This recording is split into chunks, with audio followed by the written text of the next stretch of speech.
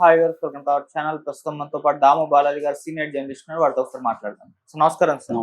Sir, అర్చకులు రంగరాజన్ గారి పైన దాడి కేసులో ఎవరైతే దాడి చేశారో అది వీర రాఘవరెడ్డి అండ్ ఇంకొక అతని బృందంలో ఉన్న 6గురిని కూడా అరెస్ట్ చేయడం జరిగింది సార్. మరి ఇప్పుడు అసలు అంటే దాడి చేయడానికి గల ప్రధాన కారణం ఏంటి, పోలీసులు ఏం చెప్తున్నారు? ఈ నేపథ్యంలో ఈయన రంగరాజన్ గారి బయోగ్రఫీ కూడా ఒకటి వైరల్ అయిపోతుంది, చాలా ఇంట్రెస్టింగ్ గా ఉందని చెప్తున్నారు. మరి ఆయన బయోగ్రఫీ గురించి మీరేం చెప్తారు? రంగరాజన్ ఆయన చిలుకూరు బాలాజీ టెంపుల్ ప్రధాన అర్చకుడు. సో అనువంశికంగా వాళ్ళకి ధర్మకర్తలు వాళ్ళే అనమాట, వాళ్ళ కుటుంబం. సో ఇప్పుడు ఆయన మీద దాడి జరగడం తర్వాత ఆయన ఎవరు, ఆయన బ్యాక్గ్రౌండ్ ఏంటి అనేది అందరికీ ఒక క్యూరియాసిటీ పెరిగింది. సో ఎందుకంటే సాక్షాత్తు ముఖ్యమంత్రి కావచ్చు, బీజేపీ నాయకులు కిషన్ రెడ్డి కానీ, బండి సంజయ్ కానీ, ఇలాంటి వాళ్ళందరూ కూడా ఆయన్ని పరామర్శిస్తున్నారు. కేటీఆర్ వాళ్ళ ఇంటికి వెళ్ళాడు, రేవంత్ రెడ్డి స్వయంగా ఆయనకి ఫోన్ చేశారు. సో ఇలాగా అందరు అటెన్షన్ ఇప్పుడు ఒకసారి వచ్చింది. పవన్ కళ్యాణ్ కూడా దాని మీద స్టేట్మెంట్ ఇచ్చారు. సో ఎవరు ఈ రంగరాజన్ అన్న ఒక ఇది అందరిలో వస్తుంది. సో ఆయన బయోగ్రఫీ నేను కూడా కొంత సెట్ చేశాను, ఇంట్రెస్టింగ్ అనిపించింది. రెండవది అసలు ఈ దాడి పరిస్థితి ఏమైంది, ఎవరు ఈ దాడి చేసింది, ఇవన్నీ మనం చెప్పుకుందాం. సో ప్రధానంగా ఇప్పుడు ఏంటంటే అక్కడ మన police DCP Rajender Nagar DCP CH Srinivas నిన్న ప్రకటించాడు.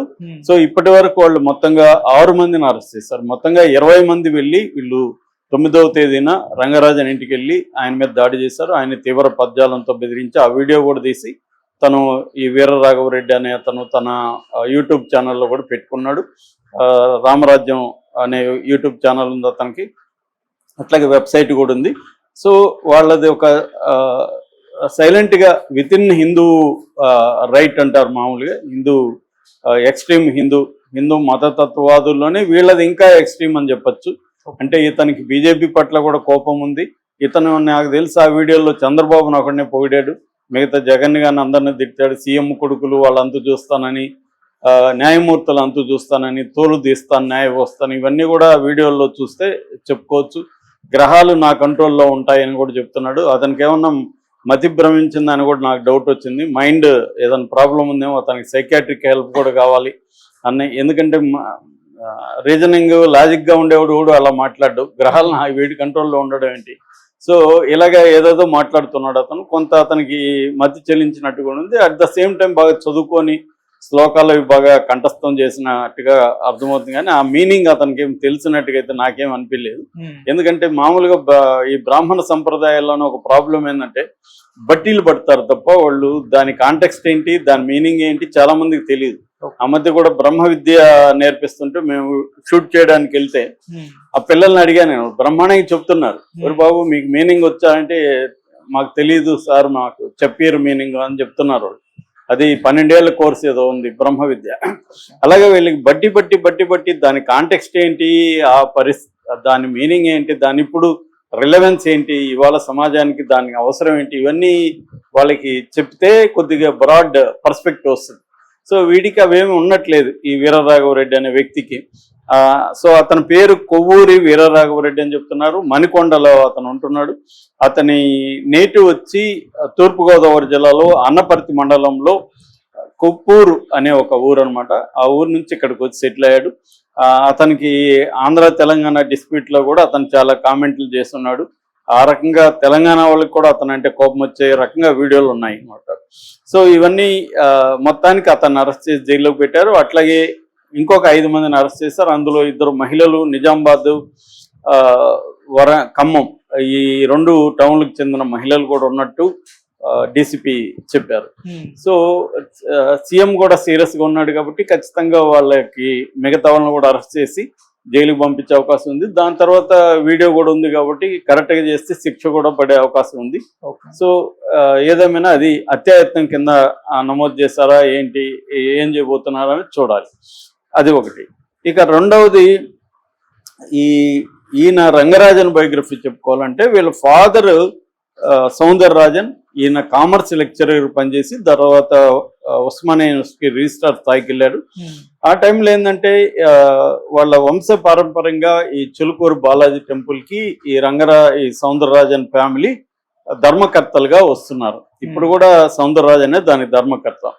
వస్తున్నప్పుడు ప్రభుత్వం దాన్ని బ్యాన్ చేసింది. వంశపారంపర్యంగా ఉండడాన్ని బ్యాన్ చేస్తే ఈయన సుప్రీంకోర్టు వరకు వెళ్ళాడు. సుప్రీంకోర్టు వరకు వెళ్ళి పోరాడి మళ్ళీ తెచ్చుకున్నాడు. అయితే ఈయనకి 3 పిల్లలు, 3 కూడా ఇంజనీరింగ్ 3 కూడా అబ్బాయిలు. ఈ మన రంగరాజన్ అనే ఆయన మిడిల్ సన్. సో 3 అబ్బాయిలు, 3 కూడా ఇంజనీరింగ్ చదువుకున్నారు. ఎవరు కూడా అక్కడ అర్చక వృత్తి అనేది చేయట్లేదు వీళ్ళ ఫ్యామిలీలో. అప్పుడు సుప్రీంకోర్టులో ఈయన పోరాడుతుంటే ఒక అడ్వకేట్ ఈయన అన్నాడు, కాదయ్యా మీ 3 కొడుకులు ఇంజనీరింగ్లు కదా, వాళ్ళు ఎవరు ఇక్కడికి వచ్చి అర్చకత్వం చేసేది ఏం లేదు, నువ్వెందుకు ఇంత పాకులాడుతున్నావు ఈ గుడి ధర్మకర్తత్వం గురించి అని వీళ్ళ నాన్నని అడిగితే వీళ్ళ నాన్న కొడుకులకి చెప్పాడు, ఇలా అడుగుతున్నాడు రా నన్ను అని. అప్పుడు రంగరాజన్ ఏంటంటే ఇంజనీరింగ్ చదివి చెన్నైలో ఈయన జాబ్ చేస్తున్నాడు. అప్పటికే 99 నాటికే ఈయన శాలరీ 10 lakhs పర్ యానం అనమాట శాలరీ.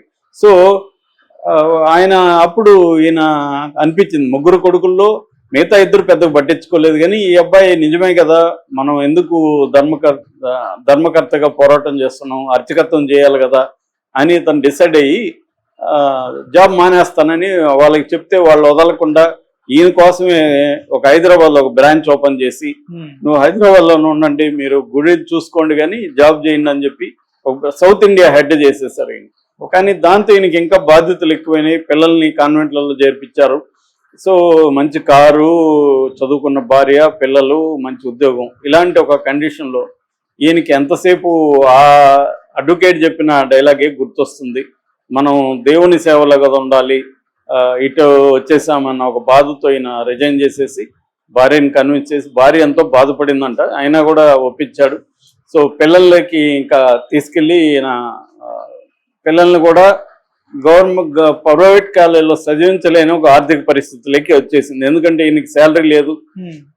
అక్కడేమి ప్రసాదం భోంచేయడం తప్ప అక్కడ గుడిలో ఎప్పుడు కూడా వీళ్ళు ఏంటంటే ఉండి కూడా పెట్టలేదు, ఇప్పటికి కూడా ఉండి లేదు. గుడికి ఒక పైసా ఎవరు ఇవ్వాల్సిన అవసరం లేకుండా ఈయన వీళ్ళ మెథడ్ అప్పటి నుంచి అలాగే ఉంది. అందుకని ఈయనకి ఆదాయం ఏం లేకపోతే పిల్లల్ని తీసుకెళ్ళి కేంద్రీయ విద్యాలయాల్లో చేర్పించేశాడు. మంచి షూట్ బూట్ వేసుకొని టై కట్టుకొని ఉన్న వ్యక్తి ఈ కాస్ట్యూమ్లోకి వెళ్ళిపోయాడు. భార్య చాలాసార్లు ఏడ్చేదంటే ఈయన రూపం చూసి. అలాగే అయిపోయి మొత్తానికి ఈయన ఇదయ్యాడు. అయితే ఈయన ఒక గుళ్ళో కానీ ఒక డిఫరెంట్ ఇది, ఎందుకంటే ప్రతి గుళ్ళో కూడా మనకు తెలుసు విఐపీలు, వివిఐపీలు, బ్రేక్ సేవలు, అవి ఇవి డబ్బులు కడితే ఇంత సేవ, అవన్నీ బోర్డులు కూడా పెట్టేసి ఉంటారు. మనకి చిన్న గుళ్ళో ఈ గుడి కూడా ఒక పెద్ద వ్యాపారం. కానీ ఈయన ఎక్కడ అవేమి లేవు, అందరికీ ఒకే ఇది. అప్పట్లో 1000 మంది కూడా వచ్చేవాళ్ళు కాదు. తర్వాత ఇప్పుడైతే వారాంతం అంటే వీకెండ్లో దాదాపు 40 నుంచి 50 మంది వస్తున్నారని చెప్తున్నారు. సో నేను ఇంటర్వ్యూ చూశాను. ఆయన ఎందుకు ఇవన్నీ ఇలా చేశాడు అనుకున్నప్పుడు ఆయన ఏం చెప్పారంటే, మేమంతా చిన్నప్పుడు దాని క్రిస్టియన్ మిషనరీ స్కూల్లో చదివాము. నేను బొట్లు పెట్టుకొని నామాలు పెట్టుకొని స్కూల్కి వెళ్ళేవాడిని. నిజానికి అది క్రిస్టియన్ మతంకి సంబంధించిన స్కూల్ అయినప్పటికీ నన్ను ఎప్పుడు అబ్జెక్ట్ చేయలేదు.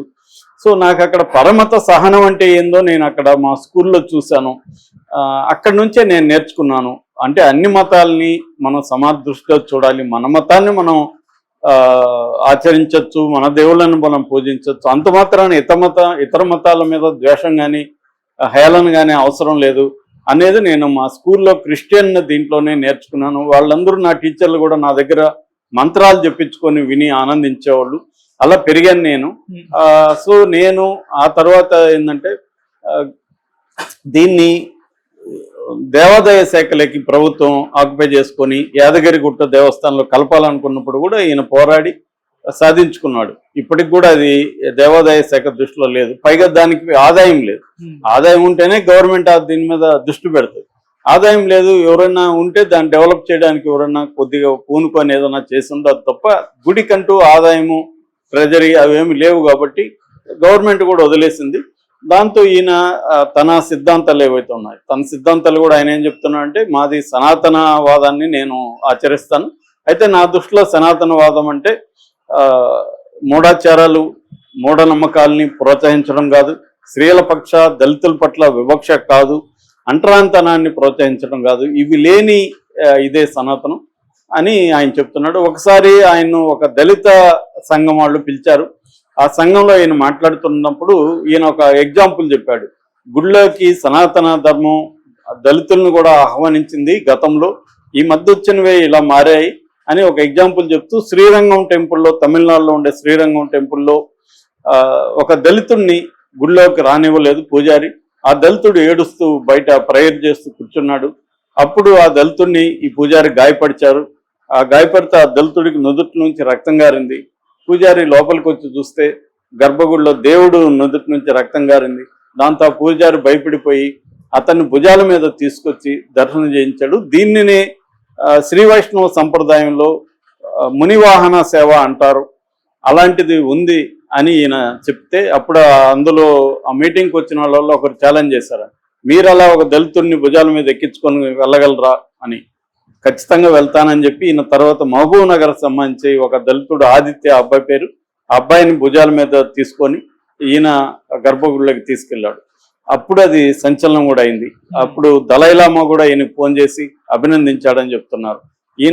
ఈయన ప్రకారం సనాతన ధర్మం కానీ హిందూ మతం కానీ ప్రధానమైన core essence of the religion ఏమంటాడంటే ఈయన అన్ని జీవుల్ని ప్రేమించడమే, అందరినీ ప్రేమించడమే, సకల జీవుల్ని ప్రేమించడమే మత సారము, హిందూ మత సారం అనేది నేను నమ్ముతున్నాను, అదే పాటిస్తున్నానని చెప్తున్నాడు. ఇలాంటి వ్యక్తులు అవసరం ఇవ్వాలన్న దీంట్లో, ఎందుకంటే మనకి తీవ్రమైన ద్వేషాన్ని పెంచి పోషిస్తున్నారు ముస్లిం మీద, క్రిస్టియన్స్ మీద. హిందువులకి అందరికీ వాళ్లే శత్రువులు ఉన్నట్టు. నిజానికి మన జీవితాలకి, మన జీవితంలో ఉండే సమస్యలకి, ఏ రకమైన సమస్యలకు కూడా హిందూ ముస్లింలు క్రిస్టియన్స్ కారణం కారు. అది ఓన్లీ బీజేపీ రాజకీయ అవసరాల కోసం వాడుకునింది.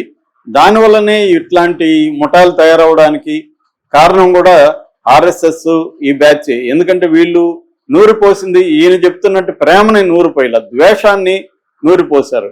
ఆ ద్వేషం అనేది కేవలం టార్గెటెడ్గా ఉండదు, అన్ని వైపులకి ఎత్తొస్తుంది. సో అంటే నీతో విభేదించిన ప్రతి ఒక్కడు నీకు ఎనిమిలాగా కనిపిస్తాడు.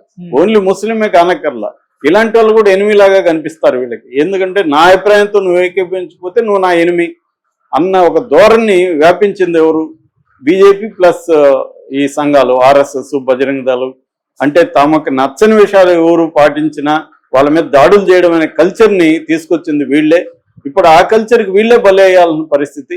ఈ రాముడి పేరుతో ఈయన చేస్తుంటే అదే రాముడి పేరుతో ఒకడొచ్చి దాడి చేశాడంటే ఈ ఎక్కడికి దారి తీస్తుందో అర్థం చేసుకోవాలి. అందువల్ల ప్రేమను బోధించాలి తప్ప ద్వేషాన్ని కాదు. దీని నుంచి మనం నేర్చుకోవాల్సింది, రంగరాజన్ నుంచి కూడా హిందువులందరూ కూడా నేర్చుకోవాల్సింది ఏంటంటే నీ తోటి వాడిని ప్రేమించు అన్న ఒక యాంగిల్ నేర్చుకోవాలి తప్ప ద్వేషించు అనే ఒక యాంగిల్ కాదు. అది ఈయన ప్రాక్టీస్ కూడా చేస్తున్నాడు. అది ఖచ్చితంగా మనం అప్రిషియేట్ చేయాల్సిన అంశం. Okay sir, thank you so much.